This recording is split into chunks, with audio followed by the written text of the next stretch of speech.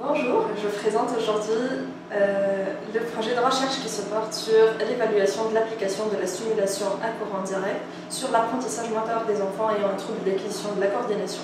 Les enfants ayant un TAC ou qui présentent un trouble d'acquisition de la coordination, ils présentent des difficultés de coordination motrice et d'apprentissage et d'exécution des tâches motrices complexes, et ceci retentit significativement sur leur vie scolaire et sociale.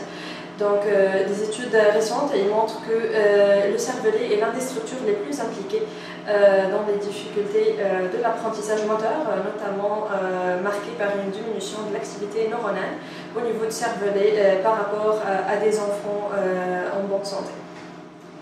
Pour augmenter l'activité neuronale au niveau du cervelet, on a utilisé la stimulation à courant direct. C'est un petit appareil qui livre un courant à très faible intensité. C'est connu, sécuritaire, indolore et non invasif, et il permet soit d'augmenter ou de diminuer l'activité neuronale de la région stimulée en utilisant les deux électrodes sur la région qu'on veut stimuler.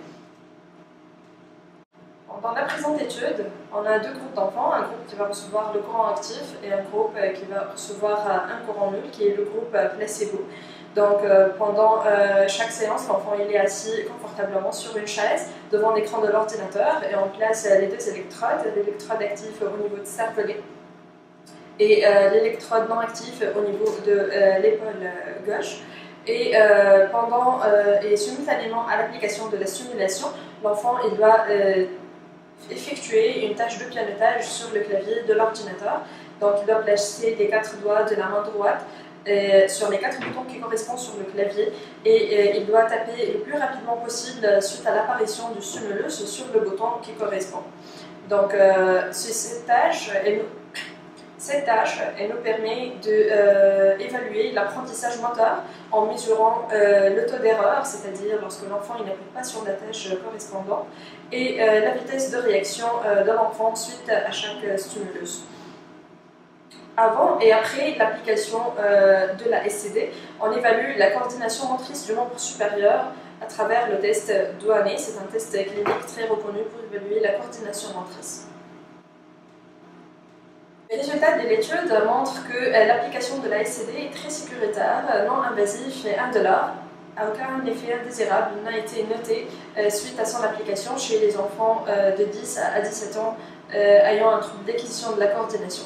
On a constaté aussi que les enfants ayant un TAC, ils s'améliorent par la pratique, c'est-à-dire quel que soit leur groupe d'appartenance, ils sont plus rapides et plus précis à la fin de la séance par rapport au début et aussi entre les séances.